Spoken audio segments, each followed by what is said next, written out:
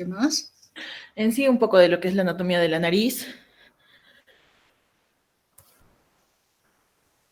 La anatomía no hemos visto mucho. Bueno, la historia clínica. ¿Y la historia clínica, a ver, en qué consiste? ¿Cuáles son las partes de la historia clínica? Ya, doctora, esta va a estar compuesta de lo que es, va a ser un documento que va a registrar los datos, sobre todo los datos personales, nombre, sexo, edad, ocupación, va a tener lo que es la anamnesis, el examen físico y un resumen semiológico de lo que se vio, una impresión diagnóstica y el tratamiento. Ya. Muy bien. Entonces, ya. Y, a ver, otro. Araceli, ¿qué tema más hemos visto fuera de la historia clínica? Doctora, en la historia clínica y tocamos parte de lo que es, como dijo, un poco, parte de la anatomía de la nariz, ¿no? A ver, otro tema más. A ver, ¿quién se acuerda?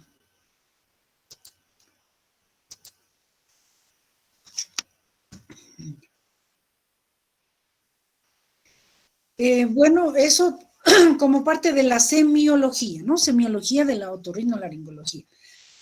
Entonces, haciendo un recuerdo de lo que es la historia clínica de otorrinolaringología, las partes de la historia clínica, la semiología vale decir los signos y síntomas más frecuentes que se presentan en la o manifiesta en patología otorrinolaringológica.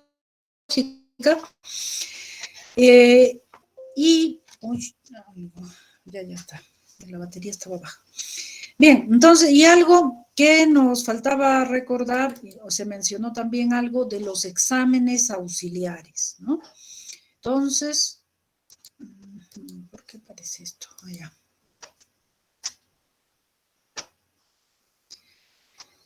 Bien, entonces recordando parte de los exámenes auxiliares que son muy usados en la otorrinolaringología, está pues la radiología. Ustedes ya han visto ese tema en ciclos anteriores muy ampliamente. Solo recordar de que la radiología suele ser muy útil en la otorrinolaringología. En el capítulo que estamos iniciando, que es nariz, también lo es. Y como ustedes saben, la radiografía es esta imagen que están viendo ahí ustedes, que se obtiene a través de los rayos X, ¿no? Y como mencionábamos en nuestra clase pasada, es muy importante saber pedir los exámenes, porque de no saberlo, pues podemos solicitar algo que no es, que no existe, o finalmente el radiólogo nos va a mandar lo que le parece que puede o no sernos útil. Entonces, uno de los exámenes que vamos a pedir con cierta frecuencia son la radiografía de senos paranasales. En la radiografía de senos paranasales hay dos incidencias mucho más comunes, que son la de Waters, que ven esta, que en esta se muestra bien la pirámide nasal, el septum óseo. Recuerden ustedes que la radiografía muestra la imagen básicamente de la parte ósea, porque de la parte blanda no se ve o no lo capta los rayos X. Entonces, como ustedes ven en la anatomía, recuerdan que el septum tiene una parte cartilaginosa y una parte ósea. La cartilaginosa aquí no la vamos a ver, solo se ve la parte de ósea. Bien, entonces en los senos paranasales, cuando nosotros pedimos así en nuestra orden de rayos X, nos viene una imagen de Waters para distinguir la pirámide nasal, los senos maxilares que se ven con mayor nitidez, la permeabilidad de las fosas nasales, aquí indirectamente los senos etmoidales. Y la otra es la radiografía de Cadwell, es una otra incidencia en la que se ve mejor los senos frontales, los senos etmoidales. Y como ven aquí hay sobreposición de los senos maxilares, aquí no se ve con tanta nitidez como sí en la proyección anterior. Entonces estas suelen ser las dos incidencias más frecuentes. Existe la radiografía de Hirsch y otras que las solicitamos o son menos útiles con menor frecuencia. Bien, entonces, en estas radiografías tenemos que reconocer las estructuras, bueno, más saltantes y más comunes. Miren ustedes aquí la pirámide nasal, el septum, en este caso con una leve desviación a la derecha, los senos maxilares derecho e izquierdo. Los senos, como ya lo hemos visto en nuestra clase anterior, son cavidades óseas llenas de aire, están cubiertas de mucosa y su contenido principal es aire y moco que se va drenando poco a poco. Entonces el aire en las radiografías se ve negro, entonces estos senos maxilares en este caso están bien aereados. Y todo lo que vemos aquí de negro en la fosa nasal es pues el flujo de aire que hay en la fosa nasal. Entonces, estas otras radiografías, igualmente de Waters, miren ustedes aquí la comparación, el seno maxilar izquierdo está ocupado en relación al seno maxilar derecho. Igualmente aquí tiene una forma más quística, aquí una forma más difusa. Otra incidencia, igualmente aquí, la ocupación del seno maxilar. Esto se traduce como una sinusitis. Otra imagen que podemos ver en la misma imagen de Waters, miren el seno maxilar, pero la mitad está ocupada, está radioopaca, y la mitad radiolúcida. Aquí esta línea se llama un nivel hidroaéreo, porque esto da la idea de que hay líquido emposado en la parte inferior y que la parte superior está ocupada de aire. Los senos frontales libres. Aquí igualmente un nivel hidroaéreo en los senos maxilares. Cuando nosotros pedimos una radiografía de huesos propios de la nariz, generalmente para determinar si es que hay fractura de los huesos propios de la nariz, en esta radiografía de huesos propios de la nariz nos viene generalmente dos incidencias.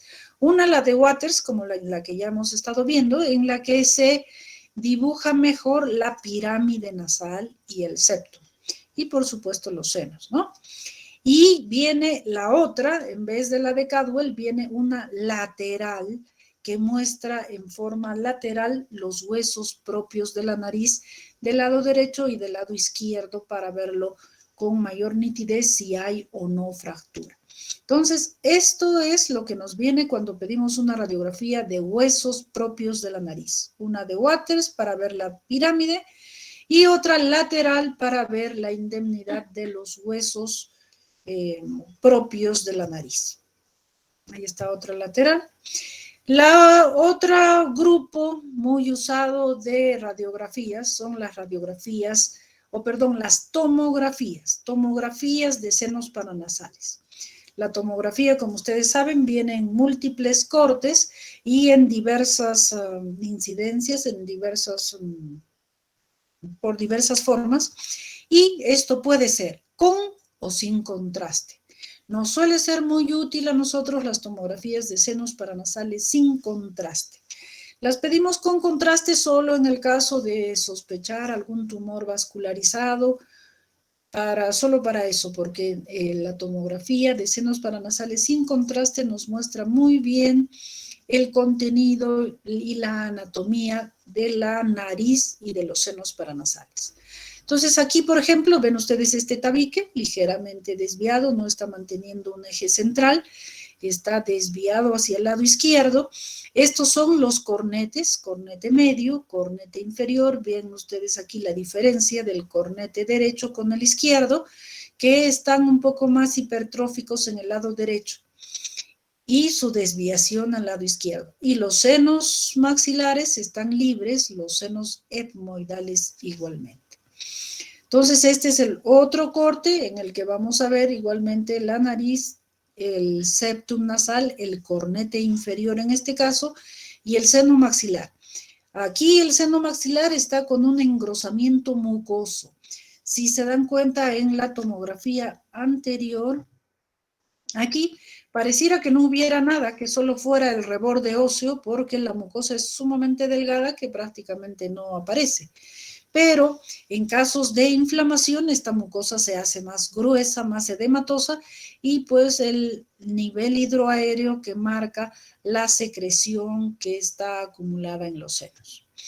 Bien, entonces ven ustedes en los diferentes cortes cómo se ven las imágenes. Aquí en esta, senos etmoidales ocupados, aquí engrosamiento de la mucosa del seno etmoidal, y está ocupado totalmente el seno maxilar derecho, y algo muy importante, miren que está rota la pared lateral y por ahí está saliendo esta radioopacidad, que en este caso ya no sería tanto secreciones, sino ya pensaríamos en una reacción tumoral que está destruyendo pared y está invadiendo fosa nasal. Igualmente aquí, tabique bien desviado, seno maxilar ocupado, ambos senos maxilares y hipertrofia de los cornetes. Aquí, seno esfenoidal ocupado y miren ustedes una masa que está ocupando la nariz hacia las coanas, igualmente los senos maxilares. Aquí los senos etmoidales están ocupados. Igualmente en esta una probablemente tumoración maligna, porque miren ustedes, ya no existen los bordes del seno maxilar, incluso el septum está destruido. Aparentemente es una masa que ha destruido pared lateral, pared externa del seno maxilar, su pared medial, ha invadido fosa nasal, ha roto el septum y miren ustedes, está invadiendo la fosa contralateral. Entonces, todos estos detalles los podemos ver en una tomografía. Cuando es con contraste, miren ustedes, se marca con mayor nitidez la silueta, la localización y la extensión del tumor. Entonces, con contraste nos es útil en caso de tumores, y para ver sinusitis y otros nos es mucho más útil solamente la tomografía de senos paranasales sin contraste. Aquí ven igualmente un tumor que ha invadido incluso la parte cerebral y baja hacia la nariz, y también está invadiendo órbita y seno frontal del lado izquierdo. Bueno, diversísimas imágenes que ya nos vamos a ir viendo en cada una de las patologías. Miren aquí cómo se ve la tumoración sin contraste y aquí la tumoración con contraste, que se ve mucho más realzada, mucho más nítida. Ven más imágenes, el tabique desviado, aquí prácticamente no tiene cornete inferior, medio, los inferiores también muy atróficos, probablemente una rinitis ocena o una cirugía muy invasiva. Aquí ven en el seno etmoidal una tumoración de características óseas, lo más probable es que sea un osteoma etmoidal derecho. Muy bien, entonces estos son los exámenes que vamos a ir solicitando y acostumbrándonos a ir pidiendo y viéndolo con mayor frecuencia.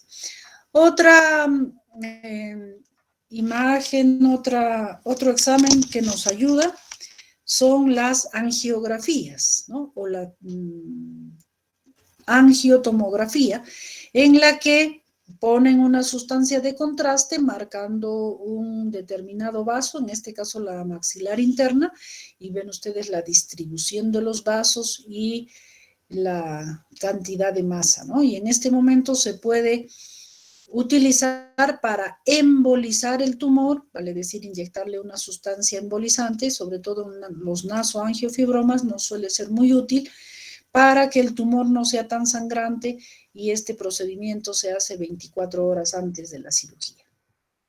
Muy bien, entonces vamos a ir viendo de diferentes patologías con sus respectivas imágenes en cada uno de los casos, pero ya vamos teniendo una idea cómo son las imágenes normales. Miren ustedes aquí el lado izquierdo totalmente normal, los senos bien delimitados, el cornete bien delimitado, su parte ósea y su mucosa, el septum, y bueno, cuando hay diversos tipos de patología y dependiendo del grado de destrucción nos van a mostrar o sugerir una patología. La resonancia también suele ser útil en algunos casos, básicamente en los aspectos tumorales, benignos o malignos porque nos muestran mayor detalle y desde que son muy pequeñitos. Muy bien, entonces, con este pequeño recuerdo más, terminamos la cosa general, ¿no? Ahora vamos a pasar a las patologías, a las emergencias rinológicas, que son varias patologías, como su nombre dice, que son emergencias, vale decir que debemos acudirlas, que debemos resolverlas con cierta premura, porque pues, pueden dejar secuelas de distinta índole. Uno de los aspectos más frecuentes, la patología más frecuente que la vamos a ir viendo en nuestra vida diaria, y seguramente muchos de ustedes incluso ya lo han vivido, ya lo han visto, o en, pues, ustedes mismos o en algún familiar, que es la epistaxis. La epistaxis se define como el sangrado procedente de la nariz o de las cavidades anexas. Entonces, la sangre que sale a través de las fosas nasales, de las narinas, que procede de la nariz y de sus cavidades anexas, se conoce como epistaxis. Bien, recordando un poco la anatomía de la nariz para esto y las diversas patologías que vamos a ir viendo, recordaremos que la nariz es una prominencia impar, que la tenemos en el medio de la cara, tiene una forma piramidal, es una pirámide, por eso se llama pirámide nasal, y esta pirámide nasal, como su nombre dice, una pirámide, tiene tres caras, una base y un vértice. La base sería aquí las narinas, no sé si están viéndome, aquí la parte de las narinas, las partes laterales, cada una, derecha e izquierda, y la tercera sería una pared posterior virtual que forma esta pirámide. Entonces, la base está formada por las narinas, por la columela o subtabique que se le llama. Bien, las caras laterales y el vértice y su pared posterior. Esta pirámide está dividida en dos fosas nasales, dos cavidades excavadas que van desde la narina hasta la coana. Y bueno, las vamos a ir detallando. Y están divididas, ¿por qué? Por el tabique o septum nasal. Ya les venía diciendo en nuestra clase anterior que mucho o todo lo dice la propia palabra, y no solo palabra médica, sino palabra común, como es tabique. Si yo les digo, construye un tabique en el medio de tu cuarto, ustedes construyen una pared divisoria de ese sitio. Entonces, tabique o septum es una pared divisoria. No es como el común de las gentes a veces piensa, o lamentablemente muchos médicos, esto, ¿ya? Esta parte externa, acabo de describir, es la pirámide nasal. El septum nasal es esta estructura central, que es por supuesto una pared larga, que va desde la narina hasta la coana, que divide la nariz en dos fosas nasales. Entonces, así mirándole la cara a una persona, no podemos saber cómo está su tabique nasal. Lo que vemos es su pirámide nasal. Entonces, eso es muy importante que lo recuerden porque, bueno, la gente lamentablemente puede tener conceptos cerrados, pero en un médico ya eso resulta muy, no sé, malo, ¿no? Que no sepa qué cosa es el tabique nasal, o que no sepa saber diferenciar lo que es tabique de lo que es pirámide nasal. Bien, entonces la pirámide nasal, por su parte interna, tiene esta pared, que sería la parte lateral de la nariz, ¿no es cierto? Pero esa pared por afuera la vemos aquí, el hueso propio, las alas nasales, pero la parte interna está formada por los cornetes. El cornete inferior, el cornete medio y el cornete superior.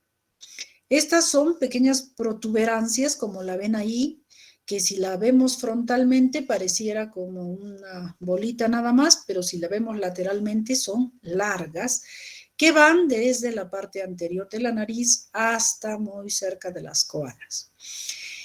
Esto, como es una protrusión, crea un espacio entre el piso y el cornete inferior. Ese espacio se llama meato.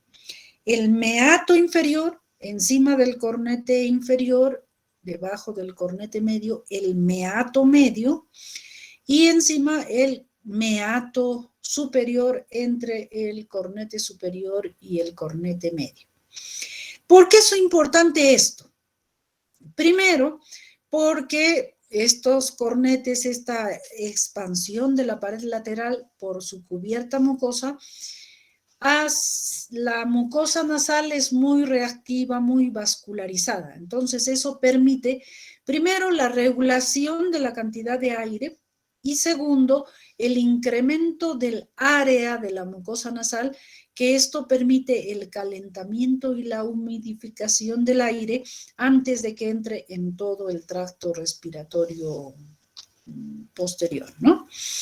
Entonces, en el meato inferior drena un pequeño tubo, un pequeño conducto, que es el conducto lacrimal. El saco lacrimal, que está aquí en el ángulo interno de los ojos, tiene un discurrir a través de la nariz y desemboca aquí en el meato inferior. Normalmente la producción de lágrimas está atravesando ese conductito y desembocando como escasamente o poco a poco en el meato inferior, pero cuando lloramos nos empieza a salir un líquido transparente por la nariz que le llamamos moco, pero si estamos llorando con una gran producción de lágrimas, lo que están saliendo son lágrimas y lo hacen aquí en el meato inferior. El meato medio es importante porque ahí drenan los ostiums, vale decir los orificios que comunican con los senos maxilares y los senos etmoidales anteriores, y entonces por ahí sale el contenido del seno maxilar a la nariz por el meato medio. Y en el meato superior drena pues los frontales, los etmoidales posteriores y el esfenoidal.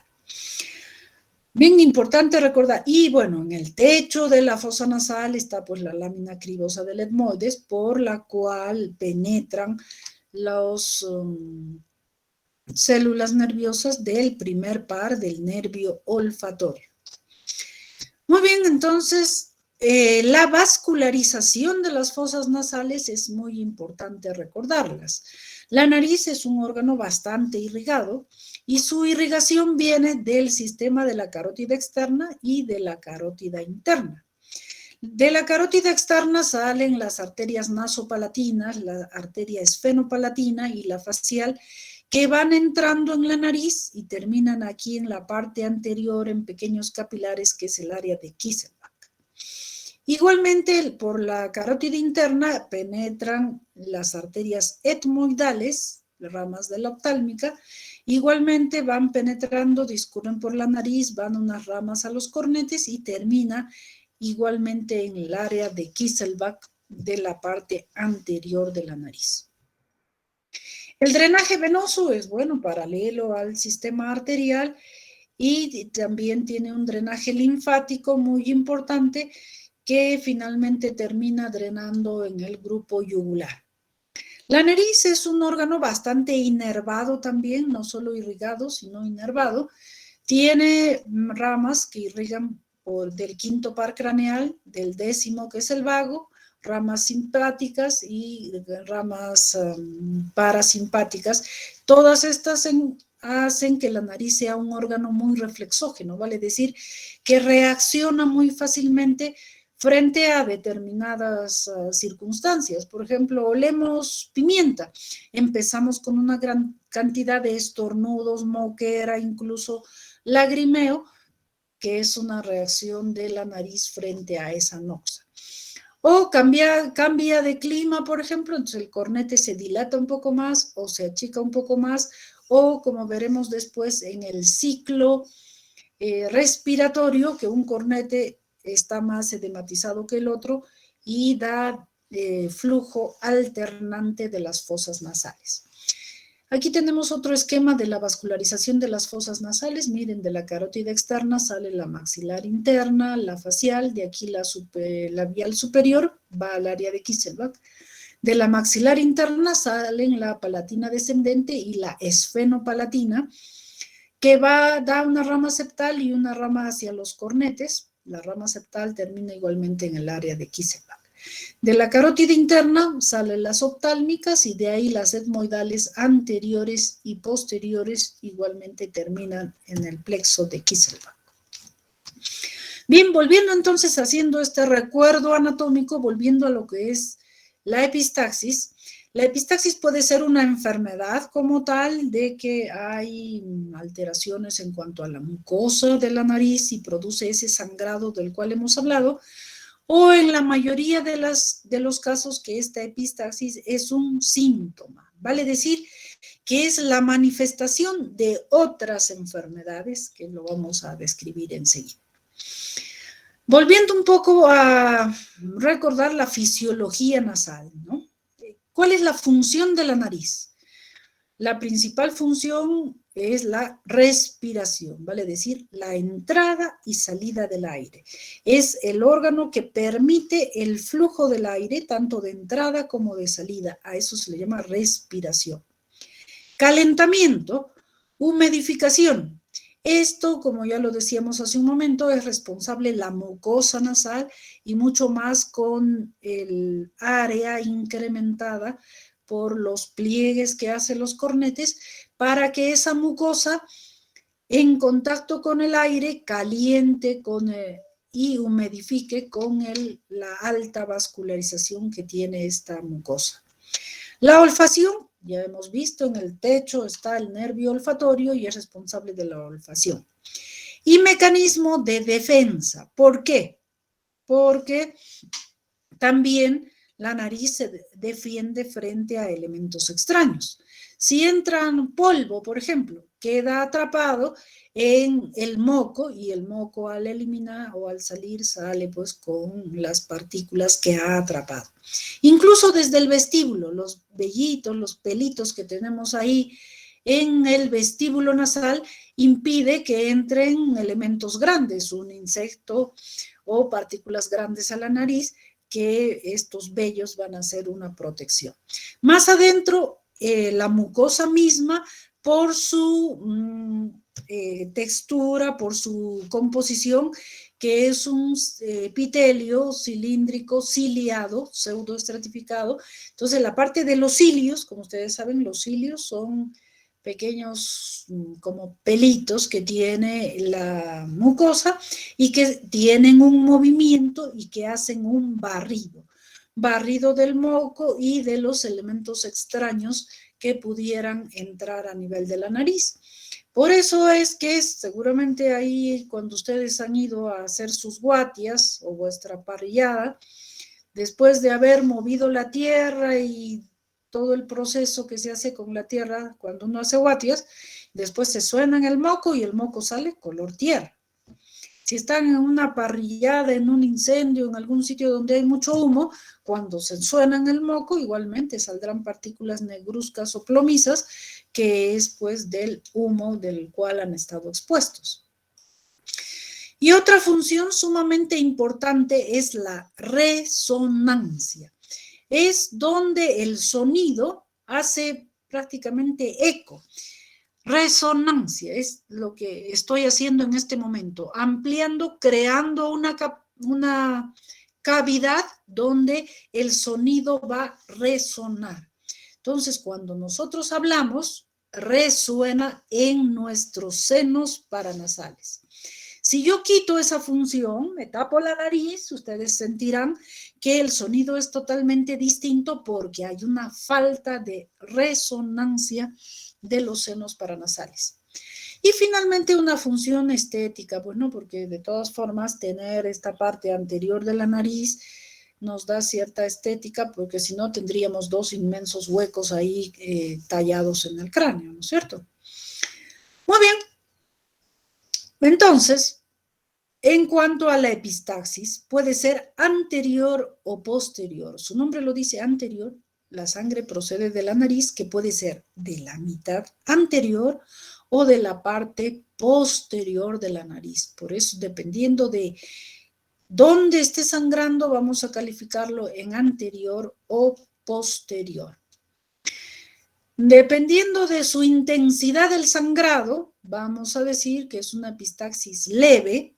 Generalmente es escasa, unas gotas que puede ceder espontáneamente o con una pequeña compresión de la nariz. Puede ser una epistaxis moderada, que ya ha habido un sangrado mucho mayor, que generalmente ya requiere la intervención médica, y una epistaxis grave, que el fluido de sangre puede ser tan intenso que incluso puede llegar a comprometer la vida del paciente. Bien, entonces, dependiendo de su frecuencia, puede ser única o recidivante. No sé, hemos llegado de Lima, el cambio de temperatura, de humedad, sequedad del ambiente, tenemos una pequeña epistaxis un día y luego desaparece hasta el próximo viaje, ¿no? O puede ser que cada semana sangra la nariz y que va este aspecto repetitivamente ocasionándose dependiendo de su frecuencia. Buscando las causas de la epistaxis, vamos a tener causas locales y causas generales. Causas locales, ¿qué significa? Causas propias de la nariz, del sitio de donde está ocurriendo el problema, en este caso la nariz. O causas generales, vale decir, en alguna otra parte de nuestro cuerpo. Puede ser en la sangre, puede ser en aspectos metabólicos, etcétera, como lo vamos a ir viendo. Un altísimo porcentaje de las epistaxis, 80, 90 o 95% diría yo, de las epistaxis son anteriores, de la parte anterior de la nariz.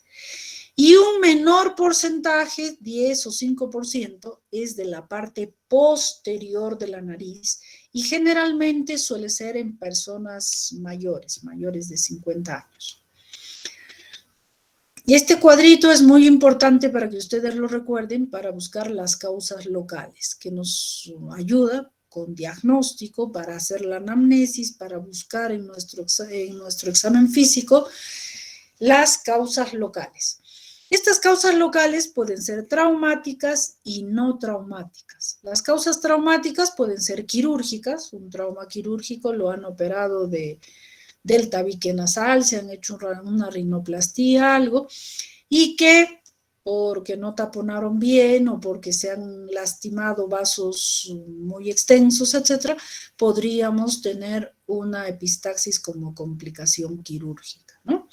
Y si no hemos tenido ninguna cirugía, estos traumas podrían ser traumas internos o traumas externos. ¿Qué quiere decir internos? De adentro de la nariz. ¿Y cómo puedo yo lastimar la nariz por adentro? Una de las cosas más comunes es la digitomanía. Hay gente que tiene la costumbre de estarse hurgando la nariz, de estarse metiendo el dedo en la nariz por X razones. O por presencia de cuerpos extraños o por perforación septal.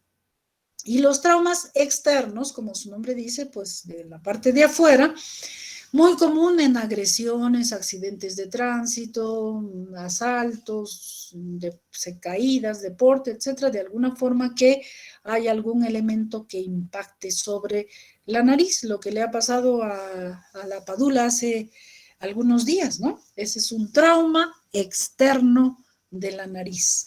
Por agresión directa, que esta agresión puede ser... ¿qué decir? Voluntaria o involuntaria, como le pasó a la Padula, o no sabemos las intenciones del otro, ¿no? Bueno, muy bien, pero siguiendo con esto, las causas no traumáticas pueden ser inflamatorias, vale decir, procesos que causen inflamación de la mucosa. Inflamación incluso no solo infecciosa, sino irritativa, como son las rinitis alérgicas. Y lo más común, procesos infecciosos, sean bacterianos o virales, como una influenza, una sinusitis, una rinitis inespecíficas. o rinitis específicas, ¿no? Leishmania, tuberculosis, etc. Otra causa importante son tumores. Entonces, entre los tumores, angiomas, pólipos, nasoangiofibroma y tumores malignos de la nariz. Y las alteraciones tróficas de Hayek. Les decía que este cuadro también nos sirve importante para nuestra anamnesis. Cuando preguntemos al paciente que lo vemos con epistaxis, preguntarle rápidamente, ¿has tenido algún golpe en la nariz? ¿Te han operado? ¿Te metes el dedo en la nariz? ¿Se habrá metido un cuerpo extraño? Si dice que no, ha estado resfriado, le sale moco amarillo, verde por la nariz, tiene COVID, tiene influenza. Si es que no, ha estado, bueno, esto ya sería para el examen físico, buscar si hay un tumor en la nariz, ¿no? Y si se trata de las otras causas, igualmente buscar si hay secreción, si hay congestión de la mucosa, que nos ayude a confirmar estas probables causas. Y entre las causas generales o sistémicas, que se llama, tenemos causas inflamatorias, ¿no? Entonces, vale decir, infecciones que no están propiamente en la nariz, como la fiebre tifoidea, difteria, sarampión, etcétera, que son sistémicas, pero que tienen o pueden reflejarse a nivel de la nariz también. Patología cardiovascular. Lo más frecuente es la hipertensión arterial, las arteriosclerosis, vasculitis, problemas de Rendu-Osler, hemangiomas, por ejemplo, que podrían ser causa de sangrado. Las hemopatías o coagulopatías carenciales. ¿Qué quiere decir esto? Patología de la sangre, vale decir que el problema está en la coagulación de la sangre, que pueden ser leucemias, hemofilias, plaquetopenia, insuficiencia renal, hepática, etcétera, que alteran la cascada de coagulación y pueden manifestarse con epistaxis. Toxemias, el uso de fármacos. Usamos comúnmente muchos fármacos que podrían alterar la coagulación también. Es muy común que a los hipertensos, a las personas adultas mayores les receten aspirina, que es un antiagregante plaquetario, entonces la coagulación va a ser muy lenta y predispone al sangrado. Igualmente en la patología renal, por ejemplo, ahí las toxemias de todos los elementos que se juntan, o en la patología hepática que no se producen los elementos de coagulación igualmente. Y también existen causas físicas. ¿Qué quiere decir, por ejemplo, en esto? Exposición al calor. Un niño ha estado jugando en el sol y luego entra a su aula. Ese cambio brusco de temperatura puede hacer que se rompa un pequeño vasito, y mucho más que en los niños los vasos son muy superficiales y muy pequeñitos, que se rompen muy fácilmente. O, como decíamos hace un momentito, hemos llegado de haber estado en la playa con mucha humedad, con mucho calor, a este clima que es seco y frío. Entonces igualmente se reseca la mucosa y puede cuartearse los vasitos y producir epistaxis. Bien, entonces el diagnóstico de la epistaxis se basa principalmente en la intensidad, en su forma clínica y en la etiopatogenia, o sea, en la causa. Ya decíamos, si la intensidad es una cosa leve, generalmente está calma espontáneamente, no necesita mayor tratamiento, y si ya es moderada o más, ya va a requerir de nuestra intervención. Y la conducta que vamos a tener, dependiendo si es anterior, posterior, etcétera, y de la probable causa, que sea local o que sea sistémica. Entonces, cuando hagamos la anamnesis de un paciente con epistaxis, debemos preguntar todo lo que ya hemos venido diciendo y mostrando en el cuadro de causas de la epistaxis. Y en nuestro examen físico, evaluar, o mejor dicho, corroborar o buscar esas probables causas de las cuales hemos podido encontrar en nuestra anamnesis, y también el examen no solamente local, sino también el examen general. En la nariz buscaremos el punto de donde está sangrando para poderlo comprimir o cauterizar, y también buscaremos otros signos, por ejemplo, si tiene equimosis, si tiene petequias, que de encontrarlas ya nos estarían sugiriendo pues otra patología de trombocitopenia u otros, ¿no? Y también adenopatías y examen oral y faringio buscando lo mismo, telangiectasias, petequias o la propia presencia de la sangre a nivel de la orofaringe. Entonces, para nuestro examen físico hacemos nuestra rinoscopía anterior, la orofaringoscopía, y también podemos usar un endoscopio nasal para identificar con mayor precisión el lugar del sangrado. Miren ustedes, por ejemplo, aquí está paciente que tiene petequias en el labio, en la lengua, en la mucosa. Entonces, esto ya nos está hablando de una alteración de la coagulación que también podría manifestarse con una epistaxis. El tratamiento de la epistaxis también va a ser local y va a ser sistémico. Local porque voy a intervenir en la nariz tratando de buscar el punto sangrante para actuar sobre él, y luego el tratamiento sistémico. Uno, del propio tratamiento, vale decir, si hago un taponamiento posterior, le dejaré sus antibióticos profilácticos, sus analgésicos, lo controlaré en cuanto a su volemia, y si la causa ha sido hipertensiva, trataré la hipertensión. Si la causa es trombocitopenia, pues le pondré su paquete de plaquetas, etc. Entonces, el manejo siempre es local y sistémico. ¿Hasta ahí, chicos? ¿Alguna duda, pregunta? Hola, ¿están ahí todavía? Ya, muy bien.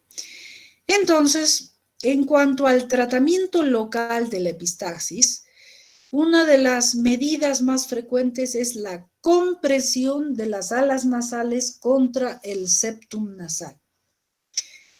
¿Por qué? Primero, que el área de Kieselbach, del cual hemos hablado ampliamente hace poquito, está en la parte anterior, y la puedo comprimir al aplastar las alas nasales contra ese área, y por unos 5 a 10 minutos. ¿Por qué? Porque ese es el tiempo de coagulación y sangría que tenemos, el tiempo en el que se forma un coágulo para ocluir el vaso y de esta forma cohibir el sangrado.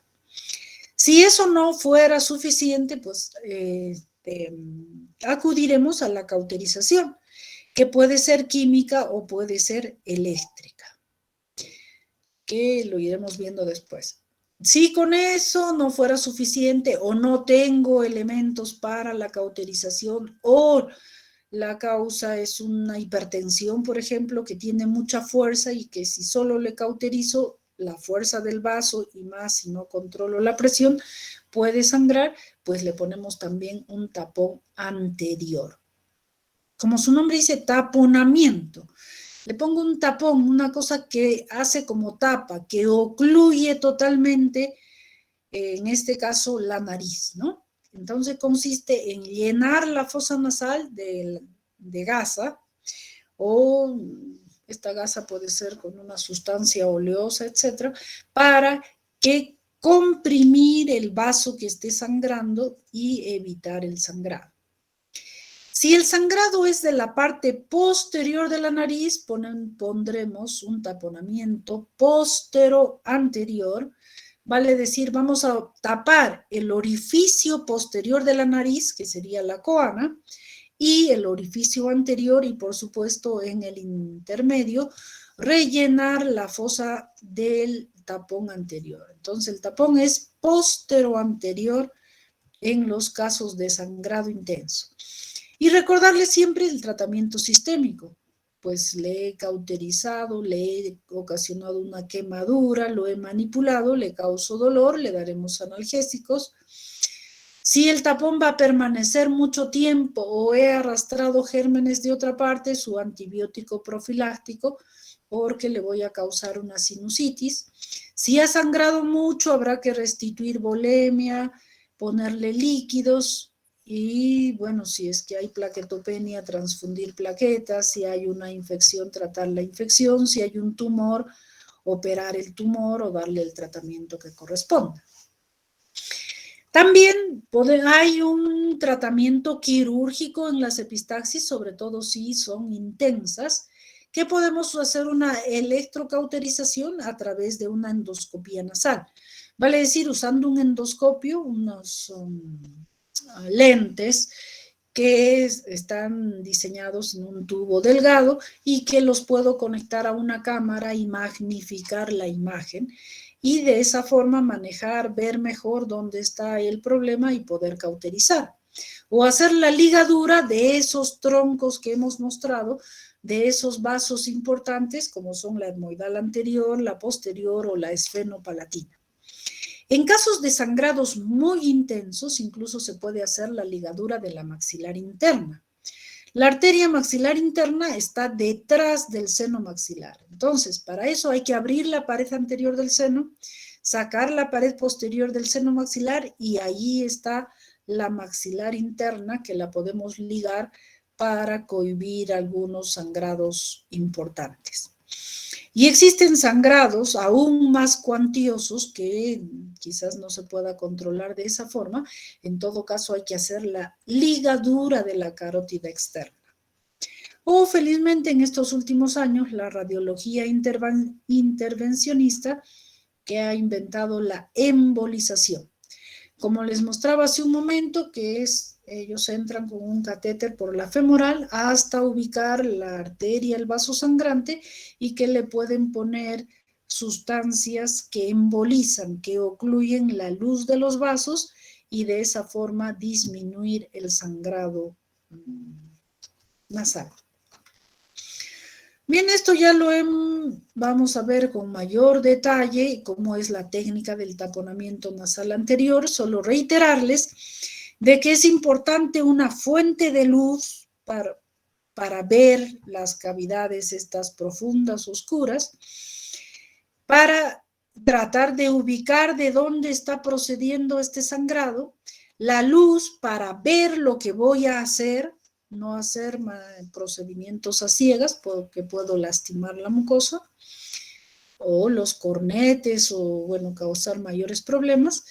Y finalmente ver cómo quedó, ¿ya? Si he causado complicaciones, no, si ya dejó de sangrar, en fin. Entonces, ver es importante y en estas cavidades siempre usando una fuente de luz. Entonces, el taponamiento anterior usamos las famosas mechitas, esas gasas delgadas, largas, que las vamos a ir acomodando en la nariz, siempre los dos cabos hacia afuera y los vamos acomodando de piso a techo y comprimiendo para hacer pues compresión en el vaso que pudiera estar sangrando. Si el sangrado fuera posterior, vamos a requerir un taponamiento postero-anterior, siempre con visión directa.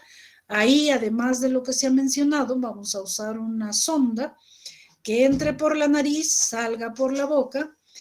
En el cabo que sale por la boca vamos a anudar nuestro tapón que vamos a tener previamente listo y vamos a ocluir la coana con una bola de gasa, ¿no? Que la vamos a introducir por la boca.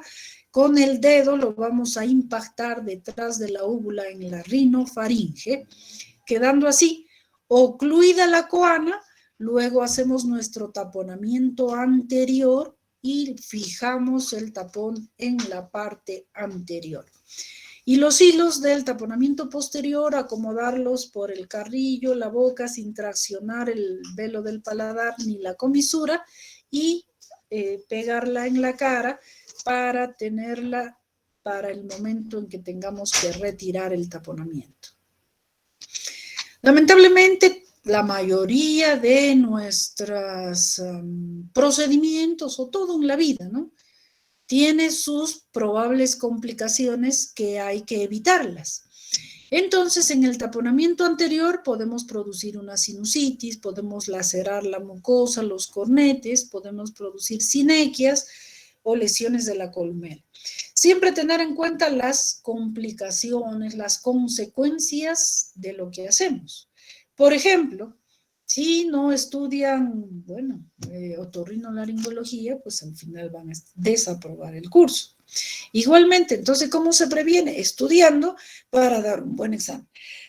Igualmente aquí, ¿cómo prevengo las complicaciones? Una de ellas, ver lo que hago, como les reitero, ver dónde está el problema, tratarlo y prevenir. Estoy ocluyendo la nariz, estoy ocluyendo esos ostiums de drenaje de los senos, entonces le voy a crear un caldo de cultivo para los gérmenes y para prevenir la sinusitis le daremos su tratamiento antibiótico profiláctico.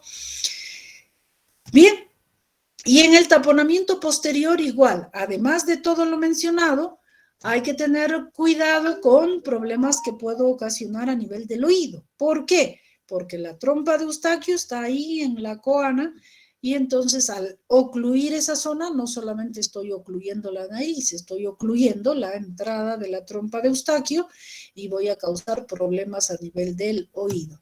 Y también pues depende cuán, no sé, maniobrable, cuánto he maniobrado, con cuidado o no, para causar lesiones en la comisura, en el velo del paladar, o con el dedo al meterle la mano, lastimar, arañarlo, etc. Entonces, tener cuidado con todos estos aspectos siempre, prevenir las probables consecuencias de lo que hagamos. Muy bien, chicos, ¿hasta ahí alguna duda, pregunta?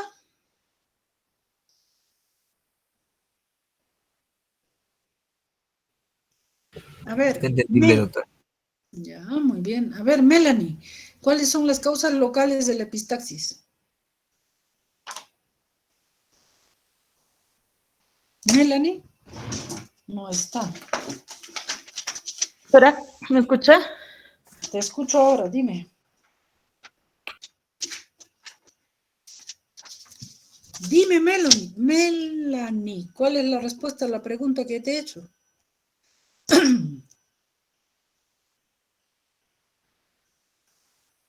Bueno, Melanie. Ya, a ver, ¿qué dice Zaida?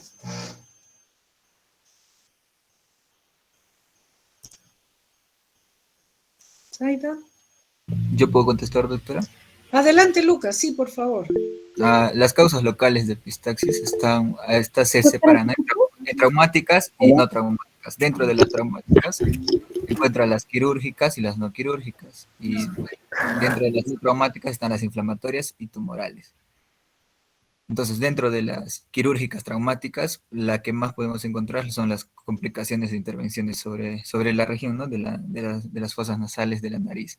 Dentro de las no quirúrgicas están traumáticos internos y externos. Dentro de los internos, una autolesión, ¿no? de la mucosa o una perforación septal, mientras que de los traumatismos externos están las agresiones directas, ¿no? los golpes directos o cualquier trauma físico a nivel de esa región.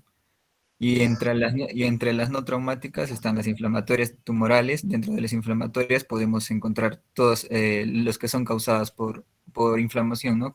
Como una rinitis inespecífica o un catarro nasal. Y dentro de las tumorales, pues, formaciones malignas a nivel de la región, ¿no? Perfecto, muy bien, Lucas, me alegra que me prestes atención y bueno, eso que quede, porque eso va a ser una cosa de la vida diaria que nos va a ayudar muchísimo para diagnosticar y tratar el problema. Muy bien. Doctora, tuve problemas con el micrófono, pero puedo intervenir también. Ya dime las causas generales de epistaxis, Zaida. Sí, como mencionaba, ¿no? Pueden ser causas inflamatorias, como por ejemplo la fiebre tifoidea, también puede ser la escarlatina, la difteria también, y las causas principales están las de origen cardiovascular, ¿no? Que pueden ser la hipertensión arterial sistémica, que puede causar una arteriosclerosis, algunas vasculitis. También dentro de este grupo están las hemopatías, las coagulopatías, personas que puedan tener leucemias, hemofilias, o también causadas por algunos fármacos, ¿no? Como la aspirina, los anticoagulantes orales, y también, ¿no? Causas físicas como una exposición intensa al sol o también al frío intenso, y que personas que puedan tener una descompensación brusca, ¿no? Por ejemplo, deshidratadas, entre otros. Ya, muy bien. Bien, Lisbeth, ¿cuáles son las complicaciones de una epistaxis? Lisbeth, no está. Alejandro Sebastián. Presente, doctora. Bueno, dentro de las complicaciones que mencionó, primero, si se tratase de un taponamiento anterior, podría existir sinusitis, laceraciones de la mucosa Ya, nasal. perdón, Alejandro, la pregunta está muy bien, esas serían las complicaciones del procedimiento. Te he preguntado las complicaciones de la epistaxis como tal.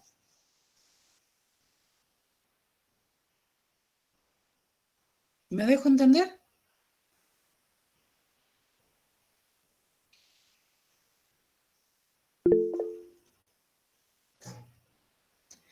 A ver, Araceli.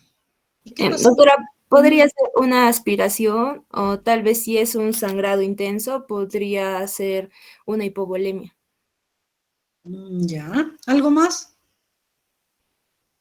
Lucas, que se le cortó el micrófono, ¿qué fue? Estaba hablando muy bien. ¿Fue Lucas o quién?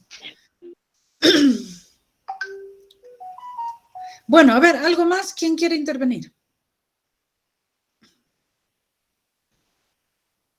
Bueno, de la epistaxis en general, ¿no? A ver, si yo la dejo una epistaxis, ¿qué me puede causar? Fuera de que me ensucia, bueno, no sé, la cara, la blusa, etcétera, dependiendo del grado de sangrado, como ha dicho vuestra compañera, si es muy intenso puede llevarlo a la hipovolemia. Si es muy intenso, puede llevarlo a la muerte, porque el sangrado pues muy intenso, ¿no es cierto? Puede, si el sangrado es intermitente, periódico, en moderadas cantidades, lo puede llevar simplemente a una anemia. A ver, ¿qué más? Y en el momento de la epistaxis, sobre todo si es moderada o severa, el paciente puede estar también tragando sangre. Entonces, esa sangre va a irritar el estómago, va a causarle una gastritis, puede tener incluso melenas, puede que nos pudiera hacer incluso confundir con hemorragias digestivas. Entonces, ya vamos a ir detallando y viendo, recordando cómo se debe hacer el examen físico. Siempre hay que tratar de ser minuciosos y siempre revisar. Muchos casos hemos tenido, ¿no? Pacientes que hacen, no sé, melenas. Le han hecho su colonoscopía, su endoscopía, los han revisado y no hay un sitio probable de sangrado. Y si lo miran con cuidado, un diente que por ahí está careado y muy cerca de un vaso y permanentemente el paciente está ahí deglutiendo pequeñas cantidades de sangre que lo llevan a eso. O podrían ser pequeñas cantidades de sangre procedente de la nariz, que también podría ser causa de eso. Entonces, la epistaxis también, dependiendo de la cantidad y de la forma en que se presenta, también puede tener complicaciones. Y otras son las complicaciones, como venía diciendo vuestro compañero hace un momento, del propio procedimiento, ¿no? A ver, Ashley, ¿cuáles son las complicaciones de un taponamiento anterior?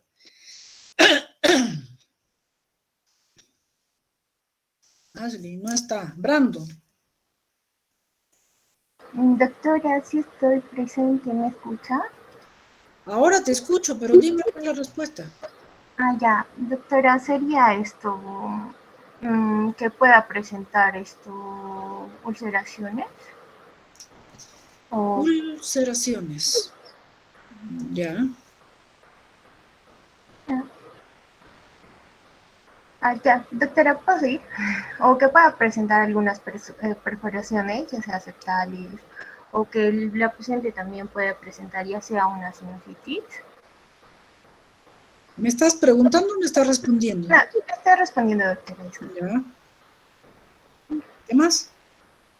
Eso sí, doctora. Lisbeth, a ver, ¿qué más nos aporta? Doctora, ¿me escucha? Sí. Bueno, como decía mi compañero, sinusitis, también la presencia de laceraciones de la mucosa nasal, también tenemos lo que puede ser las sinequias y una lesión de la columela. ¿Ya? Muy bien, e incluso perforaciones del tabique.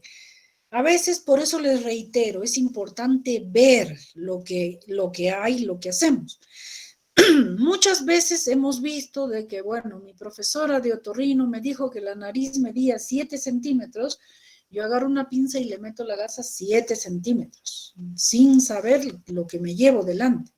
Pero si ese paciente tenía el tabique torcido y no lo he visto, pues me llevo el tabique y lo perforo, ¿no? O si tiene un cornete muy grande, igualmente lo puedo romper, perforar o digo lacerar el cornete.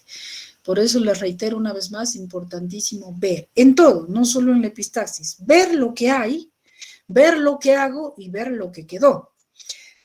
Por ejemplo, en el tapón de cerumen, es muy común, el paciente viene con su tapón, le lavan ustedes o lo mandan lavar con la enfermera, no tiene frontoluz, no tiene un otoscopio, le lava, ya salió una cosa marrón, listo, da por concluido el procedimiento. Pero no han vuelto a ver de que todavía queda un pedazo de cerumen. Entonces el paciente incómodo tiene que viajar de, no sé, de Maldonado a Cusco muchas veces para que terminar de lavar un taponcito de cerumen. ¿Por qué? Porque no vieron cómo quedó después del procedimiento. Entonces, acostúmbrense eso siempre de ver lo que hay primero, cuál es el problema, dónde está, ver lo que hago y finalmente ver cómo quedó, ¿ya?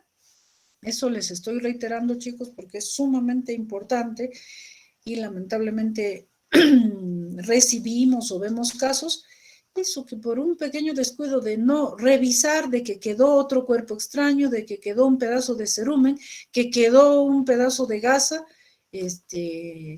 pues no está resuelto el problema. Muy bien, entonces, ya que están atentos, vamos a seguir con otro tema que es la desviación del septum nasal. Esta es una patología también hoy sumamente frecuente y bueno, veremos sus causas. Como su nombre dice, desviación.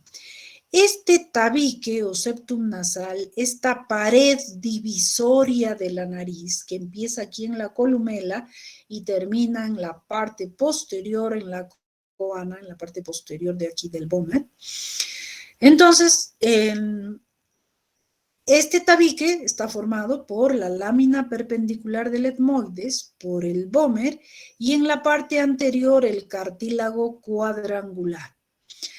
Lo ideal, lo normal es que este septum, esta pared divisoria, sea una pared derechita y que divida en dos partes iguales a la nariz, que sea una fosa permeable con igual permeabilidad de la otra fosa nasal. Pero en algunos casos, este septum, este tabique, puede estar desviado, como su nombre dice, torcido por alguna razón. Para fines descriptivos y o quirúrgicos, este autor Kotle ha dividido la nariz en áreas, ¿no? La parte anterior, la parte del vestíbulo, le llama área 1, lo que está delante del cornete le llama 2, y la parte 3, lo que está entre la cabeza del cornete inferior con la cabeza del cornete medio, y el área 4, que es mucho más amplia, que va desde la cabeza del cornete hasta la cola del cornete. Y el área 5 ya sería la parte de la coana, ¿no? Bien, entonces, este tabique nasal, esta pared, tiene funciones importantes también. Una de sus funciones es dar sostén a la parte anterior de la nariz. Entonces, ¿por qué? Miren ustedes, el hueso propio está solamente hasta una parte y luego es el septum nasal el que le da el sostén a la pirámide nasal. Que como veremos en otras patologías, si digamos yo le quito, se rompe, se muere, lo que sea aquí, un pedazo de este cartílago, se va a hundir este dorso nasal y vamos a tener una nariz sencilla de montar, por ejemplo, ¿no? O se necrosa todo, pues se cae toda la nariz y vamos a tener una nariz de tapir. Bien, otra función que tenemos es de disminuir la resistencia del flujo del aire. Cuando inspiramos, entra una cantidad de aire y la nariz, el tabique, pues regula y divide la entrada de este flujo del aire. Y también a esto contribuye, por supuesto, la presencia de los cornetes. Si hay mucho flujo del aire, el cornete se hincha un poco, se pone más gordo para disminuir la cantidad de entrada de aire. Si el aire está muy seco, igualmente también se hincha para dar mayor área para que este aire que está entrando se caliente, se humedezca antes de pasar en todo el trayecto respiratorio. Y hay un aspecto muy importante que se llama el ciclo nasal. Es un ciclo, como su nombre dice,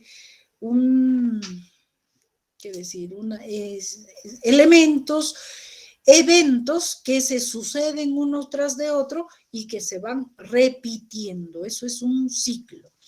Entonces, ¿cómo es el ciclo nasal? Normalmente, aunque no lo percibimos, una de nuestras fosas nasales está más permeable, entra más aire por esa fosa que por la otra. A las generalmente 2-3 horas eso cambia. Entonces el cornete se retrae y permite mayor flujo de aire por ese sitio y el otro lado, entre comillas, como que descansa un poco. Ese es el famoso ciclo nasal que normalmente no lo percibimos. Se hace más evidente o lo perciben más porque es más, pues más manifiesto, más aparatoso el cuadro en los que tienen rinitis alérgica, ¿no? Entonces ellos dicen, se me turnan las fosas, efectivamente sí se turnan, pero esa percepción es más intensa en ellos de lo que normalmente debiera ser. Y por supuesto, todo el área de la mucosa que permite el calentamiento y la humidificación del aire que va a entrar en el tracto respiratorio. Como acabamos de ver aquí en las figuras, el tabique es desde aquí, desde la columela hasta el borde posterior del vómer que está en la coana. Entonces, en cualquier lado de la extensión de este tabique, que este tabique mide más o menos unos 7 centímetros, puede haber desviaciones. Pueden haber desviaciones anteriores, miren ustedes aquí en la figura, desde la narina, está desviado todo desde la columela y por supuesto hay asimetría de la nariz y el flujo del aire también es totalmente asimétrico. En otros casos, la parte anterior, las narinas y eso podemos verlo perfectamente bien y la desviación puede ser más posterior. Esta desviación, la etiología, ¿por qué se produce esto? Pueden ser de causas congénitas, hereditarias, de la familia. Toda la familia tal tiene la nariz de esa forma y su tabique desviado. O puede ser que en su proceso de crecimiento intrauterino el niño ha estado presionando su nariz y pasa con su manito o con la rodilla, entonces se forma anormalmente y puede causar deformidades. Puede haber traumatismos durante el parto, puede haber alteraciones craneofaciales, ¿no? Diferentes síndromes que producen alteraciones en el desarrollo de los huesos de la cara, de la nariz, como el síndrome de Marfan y otros. O también las desviaciones pueden ser adquiridas por traumatismos, como acabamos de mencionar, el trauma que ha tenido la padula, por causas inflamatorias, que este paciente ha tenido leishmaniasis o tuberculosis nasal, que ha deformado las estructuras cartilaginosas de la nariz, o procesos tumorales, que el tumor ha crecido o en su proceso de crecimiento va desviando el tabique, empujándolo de un lado a otro, no solamente en tumores benignos, sino en malignos. Bien, entonces estas desviaciones pueden ser exclusivas del tabique, de esas 3 estructuras que hemos mostrado que están formando el tabique, o también pueden repercutir en la pirámide nasal, sobre todo si es que la desviación es cartilaginosa anterior que puede desviar la parte anterior de la nariz, o pues el hueso, los huesos también están, los huesos propios lateralizados y puede llevar consigo al septum. Entonces recuerden que la desviación del septum nasal puede o no asociarse con desviación o deformidad de la pirámide nasal. La pirámide nasal es una cosa y el septum nasal es otra cosa. Que puede existir desviación de ambos, sí, y que puede existir desviación solo del tabique también, o sea, pueden tener desviaciones independientes. Bien, ahora, los tipos de desviación. La desviación puede estar en S, puede estar solo inclinada para un lado, puede estar como una cresta, que ya lo hemos visto, me parece una figura hace poquito ahí que horizontaliza, puede ser un espolón, como lo estamos viendo aquí, una punta ósea, como un cerrito, una punta, que incluso puede hasta incrustarse en el cornete. Puede haber la desviación solo de la parte cartilaginosa, puede haber solo de la parte ósea, de ambos. Entonces, la forma de desviación del septum puede ser de diversas formas. Aquí miren ustedes esta desviación, este espolón, esta cresta esta punta ósea, que incluso se está incrustando en el cornete. Por cierto, este tipo de espolón que se incrusta en el cornete puede producir una cefalea que se llama rinógena. ¿Por qué? Esta punta que está irritando, punzando permanentemente al cornete, puede traducirse en un tipo de cefalea que su origen es esta, un espolón que punza al cornete. Y mejora pues con la extirpación de esta punta y que ya no haya algo que esté punzando el cornete. Ahora, esta desviación también puede predisponer, por ejemplo, a sinusitis, como vemos aquí en esta tomografía. ¿Por qué? Porque también altera el flujo del aire. Por ejemplo, aquí que está ocluyendo la fosa izquierda, entonces no hay un buen drenaje de los senos de ese lado, o en el lado contralateral, como el flujo de aire es mayor y más turbulento, también puede resecar y puede irritar el ostium del seno contralateral y producir sinusitis del lado contralateral o de ambos. ¿Cuál es el cuadro clínico de una desviación de septum nasal? El principal signo es obstrucción nasal. Como ven ustedes aquí en la figura, el tabique que no está derecho está inclinado más hacia uno de los lados, ocupa un espacio y evita el flujo del aire adecuado, a diferencia de la otra fosa, ¿no? Entonces, obstrucción nasal en el lado de la desviación por una parte, y también puede haber obstrucción en el lado contralateral. ¿Por qué? Porque este espacio tan grande que crea una entrada de aire turbulento, quien trata de regular ese flujo del aire es el cornete, y entonces el cornete se agranda un poco para disminuir el flujo del aire por esa fosa que está demasiado amplia. Bien, entonces, la obstrucción nasal es uno de los signos más importantes en la desviación septal. Y también puede producir, por ejemplo, ronquidos, porque al no haber un flujo adecuado a través de la nariz, cuando uno está durmiendo, pues esta alteración de flujo del aire se hace más evidente y puede producir que el paciente ronque en las noches.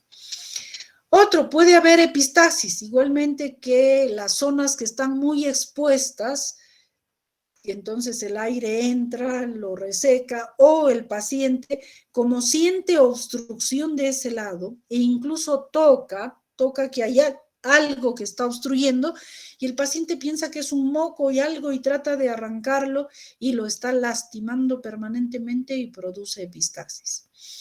Otro, la formación de costras, por lo mismo que el propio aire reseca esa mucosa, lastima, o que el paciente esté allí manipulando la mucosa, va a causar una lesión de la mucosa y por supuesto costras encima.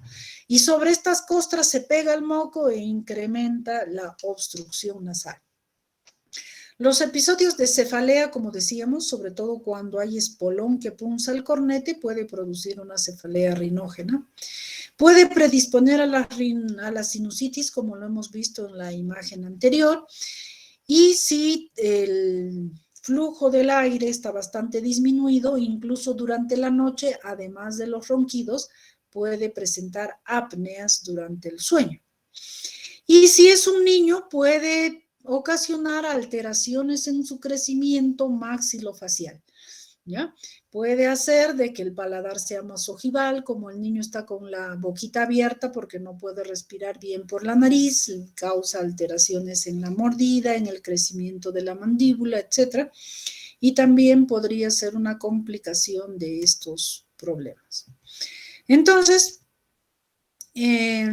como decíamos, esos signos y síntomas, y tenemos que interrogar al paciente para buscar esos probables signos y síntomas que acabamos de describirlo, corroborarlo con nuestro examen físico, buscando que haya esa desviación, esa alteración de flujo del aire o las complicaciones como la sinusitis o que la familia se queje de los ronquidos. Como lo decíamos hace un momento, puede ser la desviación septal pura o puede ser asociada a la deformidad de la pirámide nasal. Entonces, no siempre lo uno implica el otro. Pueden coexistir o no. ¿Cómo hacemos el diagnóstico? Básicamente es viendo ese tabique. En nuestro examen físico, en nuestra inspección, vamos a mirar desde las narinas. Si la desviación es muy anterior, como lo hemos visto ahí en la figura, lo vamos a ver. O si la desviación es un poco más posterior, cuando hagamos nuestra rinoscopía, abriendo un poquito la fosa nasal, vamos a ver los diferentes tipos y grados de obstrucción nasal que pueda tener este paciente. Si tengo un endoscopio nasal, lo voy a ver con mayor detalle y mayor profundidad y en una cámara que puedo hasta grabar el video o tomarle fotos, etcétera, para evidenciar esta desviación del septum nasal. Esta endoscopía nasal puede ser con un endoscopio rígido o puede ser con un flexible, cualquiera de ellos que tienen el mismo objetivo. Pero con solo mirar la nariz, pues estamos haciendo el diagnóstico, primero corroborar ese signo y segundo, eso ya es propiamente un diagnóstico. Si yo veo que ese tabique está desviado, ¿qué duda me queda? Está desviado, no está derechito como debiera, está torcido. Ahora, ya es, ¿qué decir? Otro aspecto, ver cuán desviado está y cuánto le molesta al paciente. Hay pacientes que tienen desviaciones monstruosas, hay una X, una W, así el tabique enrollado, pero no les molesta y no quieren operarse. O sea, se habrán acostumbrado a ese tipo de flujo nasal, etc. Entonces, eso también depende de cuánto molesta al paciente. Hay pacientes que tienen pequeñas desviaciones, pero se quejan de mucha obstrucción nasal. En ese caso, pues habría que operarlos para mejorar, para retomar el flujo de aire por la nariz. Entonces, el diagnóstico más importante es por la rinoscopía, más que por los exámenes auxiliares. Ver la nariz, ver a simple vista, a ojo simple, o verlo con el endoscopio para ver las características de esa desviación. Ahora, para corroborar que el del seguro no me cree que tiene el tabique desviado, tengo que darle una evidencia, puedo tomarle una radiografía, o por otras razones, o buscando, pues, no sé, otras patologías, o sinusitis o algo, o le tomaron la tomografía por otra cosa, puedo evidenciar, por supuesto, también la desviación del septum. Recuerden que en las radiografías simples, solo voy a ver la desviación septal de la parte ósea. Si la desviación fuera cartilaginosa, no la voy a ver. En cambio, en la tomografía sí puedo ver los tejidos blandos, el tejido cartilaginoso. Como ven aquí, este cartílago está torcido y más bien la parte ósea se ve bastante derecha, bastante aceptable, ¿no? Entonces, la radiografía, la tomografía también pueden ser muy útiles para diagnosticar un tabique desviado. Entonces, miren las diferentes formas. Aquí hay, este es el tabique. Ven ustedes aquí esta punta que se crea, esta cresta, porque va desde atrás, desde adelante hasta atrás. Se llama cresta porque efectivamente parece una cresta de gallo que está ahí en toda la extensión. O pueden haber esto, miren, en una forma de V que está hundido, y en el lado contralateral van a ver ustedes la convexidad y en este lado la concavidad que produce la desviación. Entonces, miren diversos tipos. Aquí hay otro espolón, una desviación. Recuerden lo que les decía hace un momento, que en el lado cóncavo el cornete tiende a crecer para regular el flujo del aire. Entonces, no es raro de que haya una hipertrofia de cornete en el lado cóncavo cuando hay desviación de septum nasal, y el paciente puede referir mayor obstrucción en el lado menos desviado. Miren, esa desviación, lo hemos visto hace un momentito en una imagen, puede ser anterior, puede ser media o puede ser posterior, como lo ven aquí, este espolón. Estos espolones causan generalmente de obstrucción y de cefaleas rinógenas, que es importante hacer el tratamiento quirúrgico. Ahora, en cuanto al tratamiento, la parte médica es sintomática, un poquito de lavados nasales, si es que hay mucha obstrucción para ayudar a lavar los mocos, pero el tratamiento más importante y definitivo es el tratamiento quirúrgico, que consiste en la septoplastía, en hacer la plastía de ese septum, ¿no?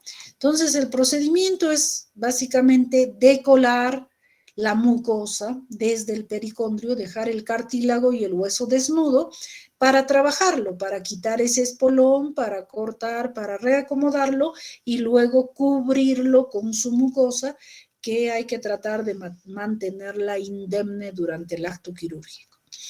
Entonces, las indicaciones del tratamiento de una desviación de septum nasal es básicamente que cause obstrucción nasal, que pueda producir epistaxis, que predisponga a la obstrucción de los ostiums de drenaje y que pueda malformar la cara, sobre todo de un niño, ¿no? Y las contraindicaciones, que haya una perforación septal, que haya abuso de cocaína, los cocainómanos. Al inhalar la cocaína es un potente vasoconstrictor y puede necrosar la mucosa, y al no tener vascularización al cartílago también se muere y causa perforaciones de la mucosa septal. Y por supuesto, granulomatosis de Wegener o un linfoma que esté presente a ese nivel.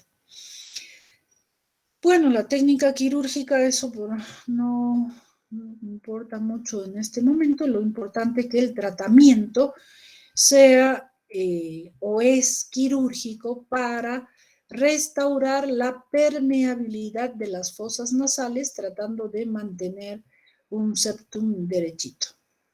Muy bien, hasta ahí, chicos. ¿Alguna duda, pregunta?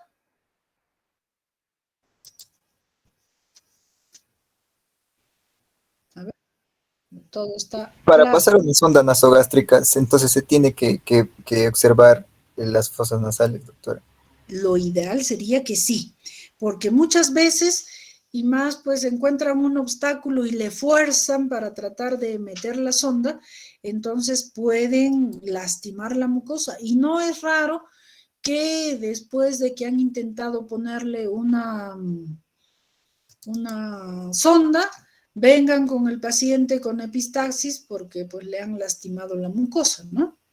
Entonces lo ideal sería ver, e incluso al poner la sonda, como han visto, hay diversos tipos de desviación, un poco evadir esas partes donde está la cresta. Entonces yo me meto por encima de la cresta para no lastimar la mucosa.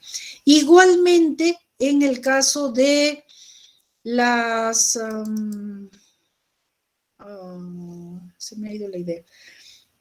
Del taponamiento anterior.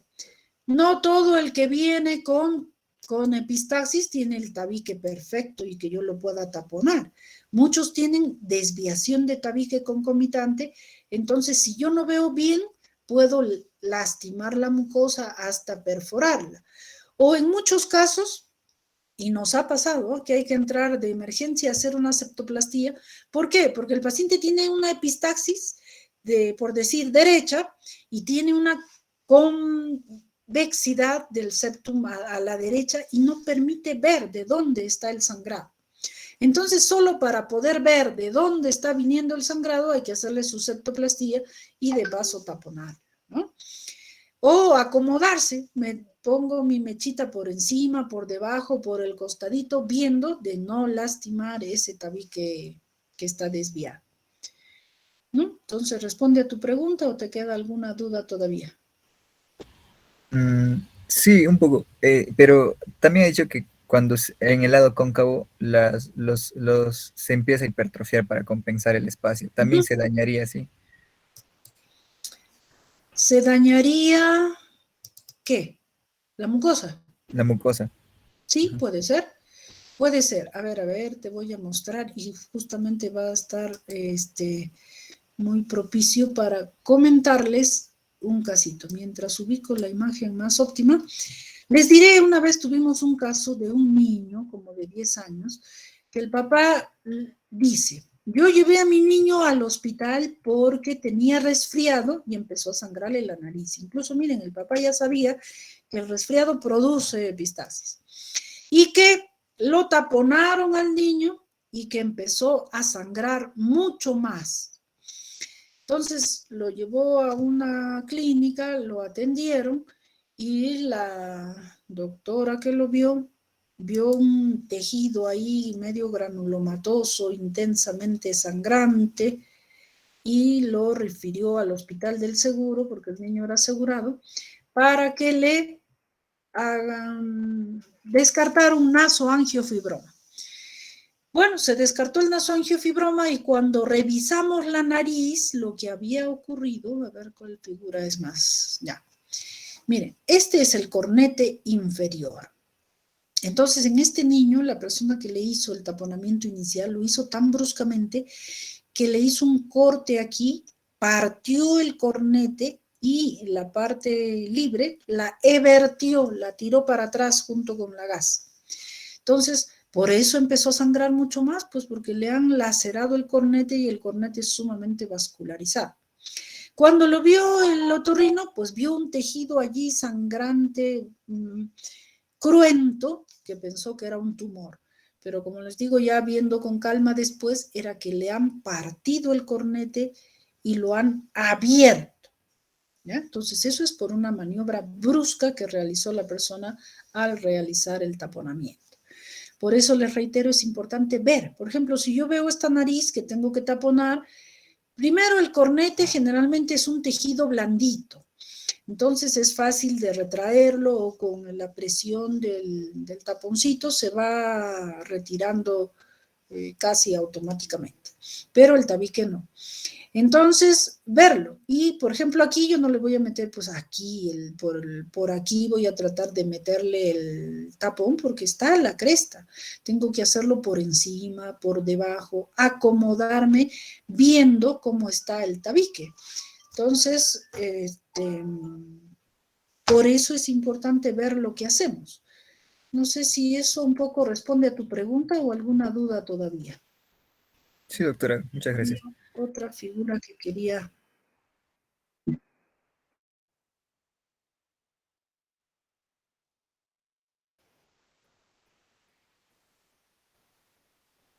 ¿Una qué?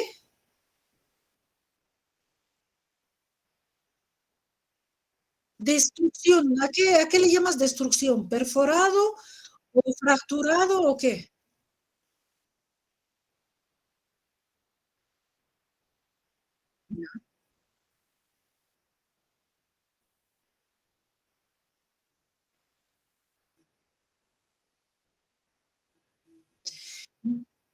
Ya. En el caso de perforación septal, ahora lo vamos a ver y si se me pasa a responder, recuérdame. Ahorita vamos a ver ese caso de perforación septal, ¿ya?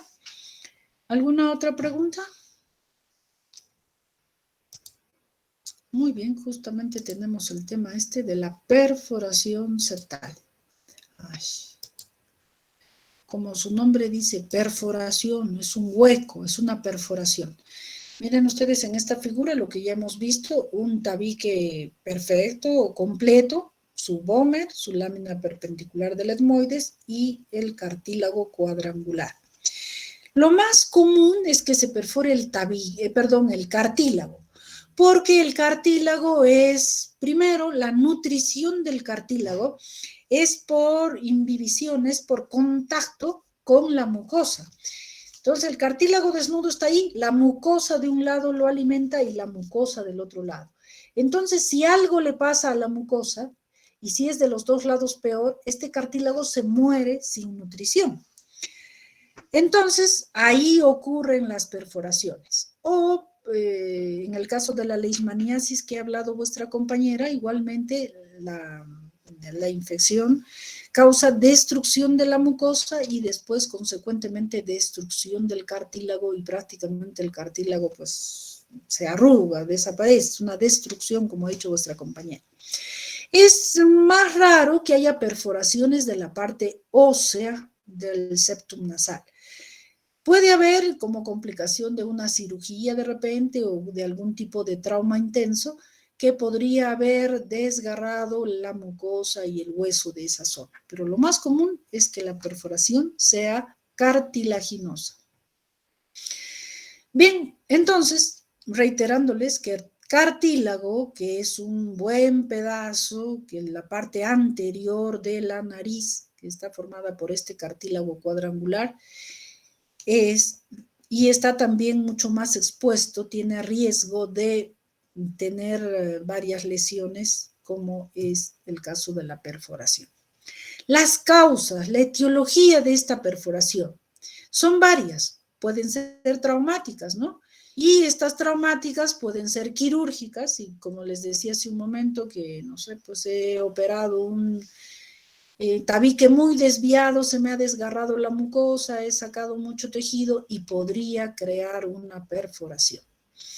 Cauterizaciones septales. Cuando cauterizo por una epistaxis, y creo que se los he dicho, si lo hago sobre todo con el electrocauterio, con electricidad, la quemadura hay que saberla controlar. Si yo me paso, podría pasarme hasta el otro lado y más que el septum es un tejido delgado, muy susceptible, entonces si yo quemo, no solamente puedo quemar la mucosa, puedo pasarme, quemar el cartílago y quemar la mucosa del otro lado.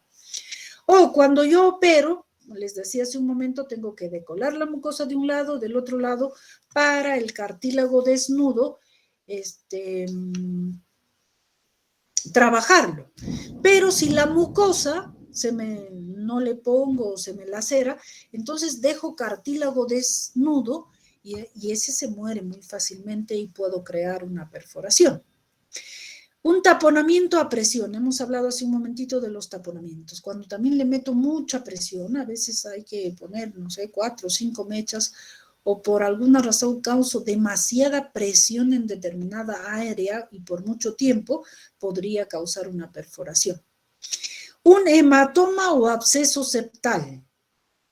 ¿Qué es un hematoma? Es una bola de sangre, es una colección de sangre. ¿En qué casos ocurre? En los traumas, y les he hablado hace un momentito, y sobre todo en los niños, que hay un trauma tangencial, algo que roza fuertemente, entonces hace de que el pericondrio se despegue del cartílago y en este espacio virtual se junta sangre. Y como es esta sangre no vital, no oxigenada, como la gente dice, sangre muerta, entonces el cartílago no tiene de qué nutrirse y se muere. Entonces podría ser también causa de una perforación. Cuerpos extraños, sobre todo cuerpos extraños cáusticos, tipo las pilas, esas pilas de reloj, pilas de juguetes que muchas veces los niños se meten a la nariz. Esta pila tiene elementos ácidos, cosas que causan necrosis de la mucosa y podrían causar perforación. Enfermedades inflamatorias, como lo ha dicho ahorita vuestra compañera, en esta, bueno, sarcoidosis, lupus, artritis reumatoidea también, que adelgazan la mucosa, que podrían igualmente causar alteraciones y perforación. Causas infecciosas, sífilis, tuberculosis. La sífilis es bien conocida, que deja como secuela, por ejemplo, esa nariz sencilla de montar. ¿Por qué? Porque destruye el cartílago cuadrangular y entonces ese sostén del esqueleto cartilaginoso de la nariz que hablábamos hace un momento se destruye, entonces se cae la nariz. Lo mismo pasa con la tuberculosis, con el rinoescleroma. En este grupo está, aunque bueno, más que infeccioso sería parasitario, la leishmaniasis, pero tiene el mismo efecto, destruye mucosa y destruye cartílago. Entonces igual se cae toda la parte cartilaginosa de la nariz y causa perforaciones septales. Otras causas son neoplásicas, carcinoma, leucemia, granulomas. Causas químicas, lo hemos hablado hace un momentito, cualquier elemento vasoconstrictor intenso, entre ellos la cocaína es un potente vasoconstrictor que con el uso prolongado pues causa perforaciones del septum nasal. O en trabajadores donde hay mucho polvo irritante, cal, cemento, vidrio, etcétera, que esos polvillos resecan y se adhieren a la mucosa nasal, ¿no? Entonces, estas son las causas más frecuentes de perforación septal. Por inhalación de cocaína u otros elementos que entran por vía inhalatoria y que pueden causar necrosis de la mucosa y del cartílago, que generalmente pues puede ser por drogadicción o por aspecto ocupacional, o por causas traumáticas, como lo hemos mencionado, o por infecciones, sean bacterianas o sean parasitarias. Que en conclusión, ¿qué es lo que causan todas estas? Causan isquemia de la mucosa primero y luego del cartílago, que muere por falta de nutrición. Bien, entonces, estas perforaciones, como su nombre dice, primero se forma una úlcera, esto causa la necrosis y la muerte del cartílago y la, perforación. ¿Qué consecuencias trae esta perforación? Primero, de ese flujo laminar de aire que entra por una fosa y que entra por la otra, y a predominio del piso. Cuando hay perforación, los signos y síntomas generalmente son obstrucción nasal, costras, epistaxis, rinorrea, puede silbar la nariz, puede haber sequedad de la mucosa e incluso fetidez. Todo esto, ¿por qué? Porque miren, al haber este tabique perforado, primero, ese flujo del cual hemos hablado hace unos minutos, este flujo del aire que debe ser, no sé, fluido, derechito, etcétera, ¿qué ocasiona? Que el aire se vaya pues por aquí y el del otro lado pasa para este lado, entonces crea un flujo turbulento del aire y eso da la sensación que uno no percibe la entrada del aire, entonces da sensación de obstrucción. Segundo, de que en los bordes de la perforación se forman costras, encima de las costras se pegan los mocos, entonces crea un efecto de masa que también obstruye más la nariz. En los bordes de la perforación, por ese flujo turbulento, por esa resequedad de esa mucosa del borde, hay tendencia a lacerarse y a causar epistaxis. Rinorrea igualmente por este flujo turbulento que ocasiona eso, y sibilancia, que la nariz le silbe, suele ocasionarse cuando la perforación es pequeña. Recuerden ustedes que el silbido se produce por el flujo del aire a través de una cavidad pequeñita, ¿no? Entonces, yo no soy buena silbando, pero para silbar, a ver, ¿quién hace algún silbido? Los chicos son más expertos en eso. A ver. Voluntario rapidito. Aaron, ¿sabe silbar? Ya. Para hacer ese sonido, y si prendieras tu cámara sería genial para verte cómo lo haces. ¿Cómo lo haces? ¿Cómo sale ese sonido?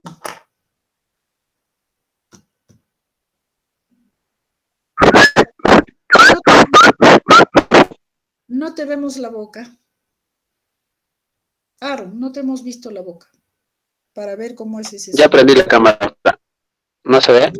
Se han ido a mi cámara. Ya. Perfecto. Describe lo que estás haciendo. ¿Qué has hecho?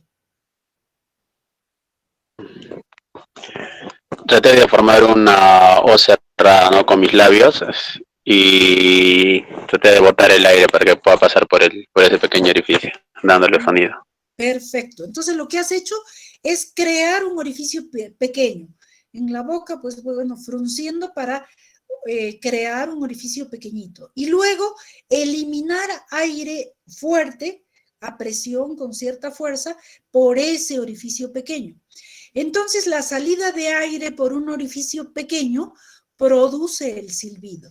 Entonces, en la perforación septal, cuando tenemos una perforación pequeña, la nariz silba en cada movimiento respiratorio. Entonces, cuando inspira, expira, todo el tiempo está la nariz silbando en el caso de una perforación pequeña. Pero si la perforación es grande, ya no hay silbido. El flujo del aire, pues es como que, no sé, el orificio es grande y ya no se produce silbido porque el orificio no es pequeño. Bien, volviendo a los signos y síntomas que tiene la perforación. Sequedad nasal, ¿por qué? Porque es pues como que le pusieran un ventilador a la nariz. Un ventilador, ustedes lo ponen, es flujo del aire turbulento moviéndose de un lado para otro. Ese flujo se crea cuando hay una perforación septal, entonces reseca la mucosa y predispone precisamente a esta formación de costras. Y muchas veces debajo de esas costras hay un poco de fetidez porque, bueno, ahí los gérmenes pueden acumularse. Entonces, esta es una perforación septal, es un hueco en esa pared divisoria que pueden ser de distintos tamaños y lo puedo ver y miren ustedes aquí se está corroborando, ¿no? Entra este hisopo por un lado y atraviesa hasta el otro lado que no debiera ser en una nariz normal. Miren ustedes aquí la perforación en la parte anterior de la nariz. Ahora, ¿qué más? Y radiológicamente también la puedo evidenciar. Esta es una tomografía, por ejemplo, que miren ustedes, se ve que le falta un pedazo de tabique allí. En el otro corte, miren ustedes, aquí está la perforación de este tabique. Entonces, una perforación y todavía detrás de la perforación existe una desviación, un espolón septal ahí a ese nivel. Ya, entonces, con que ustedes vean esto, ya están viendo que el tabique está perforado, no cabe duda de eso. Y miren, puede haber tendencia al sangrado de los bordes de la perforación, como les decía hace un momento, y pues no es imprescindible, pero si por alguna razón le hacen la tomografía, pues van a evidenciar la perforación y el tamaño de la perforación. Ahora, creo que aquí iba la pregunta de vuestra compañera, del tratamiento. ¿Cómo hago el tratamiento de una perforación septal? Primero, dependiendo de muchas cosas. Uno, el tejido que yo tenga, ¿no? Como para coser remendar una ropa, ¿no? La tela que tenga. Tengo tela para jalar, para acomodar, y la tela ¿qué características tiene, ¿no? Si es una tela vieja, le meto la tijera, jalo el hilo y se me rompe. O sea, voy a empeorar el asunto. Segundo, de las enfermedades subyacentes. En el caso de la leishmaniasis, ustedes saben que es una enfermedad granulomatosa parasitaria que destruye la mucosa y destruye los cartílagos. Ahora, yo le doy su tratamiento, su glucantimen, su anfotericina B, voy a dejar la enfermedad inactiva, pero lamentablemente esta puede recrudecer en cualquier momento. Lamentablemente la leishmaniasis, uno no dice, este está curado y jamás va a volver a tener leishmaniasis. No, se ha visto recidivas, aún sin volver a la selva, de los pacientes en 5, 10, hasta 20 años. Entonces uno nunca está libre de la enfermedad, fuera de que la fibrosis que deja es bastante difícil de manejar. Entonces no es fácil reparar una perforación en un paciente con leishmaniasis. Ahora, volviendo a otra persona, si la perforación es pequeña, puedo hacer colgajos cortos, jalo un poquito del tejido, le pongo ahí un cartilaguito, puedo coser la mucosa y puedo cerrar la perforación. Pero si la perforación es grande, miren ustedes aquí, por ejemplo, ¿de dónde jalo tejido? A veces ahí decolan la pared lateral, el cornete lo sinequian, algunas técnicas, pero no es fácil cerrar esto. Hablando de injertos, por ejemplo, un injerto en piel. Yo puedo traer piel de otro lado y lo pongo sobre un área cruenta. Entonces es muy probable de que prenda. ¿Por qué? Porque debajo tengo sangre viva, tengo tejido vivo que le puede dar vitalidad al injerto. Pero en el caso del septum es un tejido que está al aire. Entonces no hay mucho de dónde coger tejido vital. Cuando las perforaciones son muy grandes, realmente es muy difícil, hasta casi imposible, diría yo, de cerrar una perforación septal, más bien correr el riesgo de ampliar esta perforación. Si es pequeña, sí puedo hacer mis colgajitos, rotaciones de mucosa, un injerto para poder recuperar eso. Se habla de que podría usarse algún tipo de prótesis ahí a ese nivel de silicona, etcétera. Podría hacerse, podría intentarse, podría hacerse tratar de hacer técnicas básicamente de rotación de mucosa o de sinequiar el cornete a esa zona, pero cuando las perforaciones son muy grandes, realmente no es muy fácil de cerrar una perforación septal. Ahora ustedes ven aquí, miren, lo jalo, lo coso, parece facilito, pero en la práctica no resulta tan sencillo hacer ese procedimiento y no siempre es 100% un éxito este tipo de cirugías. Siempre hay riesgo y tendencia de ampliar la perforación si es que no tengo buen tejido de donde obtener mucosa para cerrar ese espacio. No sé si con eso he contestado a la pregunta. ¿Alguna duda, pregunta más, chicos? Muy bien, entonces yo creo que ahí nos quedamos y seguiremos en nuestra próxima clase. Bien, si no hay dudas, más preguntas que tengan que hacer.